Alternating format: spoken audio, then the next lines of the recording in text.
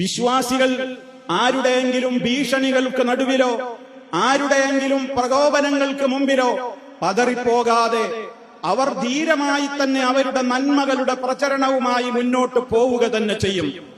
കാരണം അവർ തവക്കുലാക്കിയിട്ടുള്ളത് ഈ ലോകത്തെ ഏതെങ്കിലും ഭരണാധികാരിയിലോ മന്ത്രിയിലോ അതല്ലെങ്കിൽ അധികാര പദവിക്കാരെയോ അല്ല. അവർ തവക്കുലാക്കുന്നത് അല്ലാഹുവിനെയാണ്. അവരവരുടെ മനസ്സിനെ പഠിപ്പിക്കുന്ന ദിക്റുകൾ ലാ ഹൗല വലാ ഖുവത ഇല്ലാ ബില്ലാഹ്, അല്ലാഹുവിനെ കൊണ്ടല്ലാതെ ഒരു ശക്തിയും പവറുമില്ല എന്നാണ് അവർ ദിക്റുകളായി അവരുടെ മനസ്സുകളെ പഠിപ്പിച്ചുകൊണ്ടിരിക്കുന്നത്. ഹസ്ബുനല്ലാഹു വ നിഅമൽ വകീൽ, ഞങ്ങൾക്ക് അല്ലാഹുണ്ട്, അല്ലാഹ് മതി, ഞങ്ങളുടെ ഏത് കാര്യവും ഏൽപ്പിക്കാൻ അവൻ എത്ര നല്ല വക്കീലാണ് എന്നാണ് അവർ ഉരുവിട്ടുകൊണ്ടിരിക്കുന്നത്.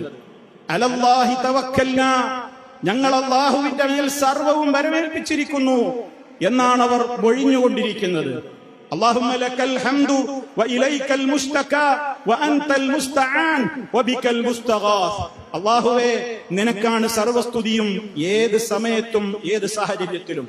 വ ഇലൈക്കൽ മുസ്തകാ, നിന്നോടാണ് ഞങ്ങൾക്ക് പരാതിപ്പെടാനുള്ളത്. വ അൻതൽ മുസ്തആൻ, നീ മാത്രമാണ് സഹായം തേടപ്പെടുന്നവൻ. വ ബികൽ മുസ്തഗാസ്, നിന്നോട് മാത്രമേ ഞങ്ങൾ സഹായം തേടുന്നുള്ളൂ. ഇത് പഠിപ്പിക്കുന്ന ഒരു മനുഷ്യനെ സംബന്ധിച്ചിടത്തോളം പ്രതിസന്ധികൾക്ക് നടുവിൽ പതറാതെ പിടിച്ചു നിൽക്കുവാൻ വിശ്വാസിക്ക് ഏത് കാലഘട്ടത്തിലും അവന്റെ തവക്കുലും ഈമാനും അവന് ഏറ്റവും വലിയ പ്രേരണയായി മാറും എന്ന കാര്യത്തിൽ ഒരു സംശയവുമില്ല. വിശുദ്ധ ഖുർആൻ സൂറത്തു ത്വലാഖിലെ 2, 3, 4 ആയത്തുകളിലൂടെ അള്ളാഹു പറഞ്ഞിട്ടുള്ള ഒരു കാര്യം ഇതിനോട് നമ്മൾ ചേർത്ത് മനസ്സിലാക്കണം. വമൻ യത്തഖില്ലാഹ്, ആര് അള്ളാഹുവിനെ സൂക്ഷിച്ച് ജീവിക്കുന്നുവോ യജ്അൽ ലഹു മഖ്റജ, അല്ലാഹു അവനെ കഷ്ടപ്പെടുത്തൂല, അവൻ പ്രയാസപ്പെടൂല, അവന് ഏത് പ്രയാസങ്ങളിൽ നിന്നും ഒരു എക്സിറ്റ് അവൻ അല്ലാഹു നൽകും. വമൻ യതവക്കൽ അലല്ലാഹ്, അതേപോലെ തന്നെ അല്ലാഹുവിനെ ആര് തവക്കുലാക്കുന്നുവോ ഫഹുവ ഹസ്ബുഹു, അവൻ അല്ലാഹു മതിയായവനാണ്.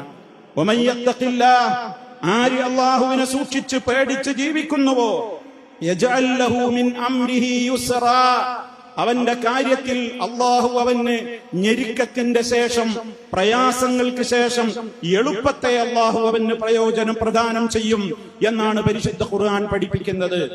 അതുകൊണ്ട് തന്നെ സഹോദരങ്ങളെ, ഇത്തരം ഒരു കാലഘട്ടത്തിൽ ജീവിക്കുന്ന നമ്മളൊക്കെ നന്നായി പരിശ്രമിക്കേണ്ടത് എന്തിനു വേണ്ടിയാണ്? അള്ളാഹുവേ, നീ ദീനിൽ ഞങ്ങളെ ഉറപ്പിച്ചു നിർത്തണേ എന്ന പ്രാർത്ഥനക്കാണ്.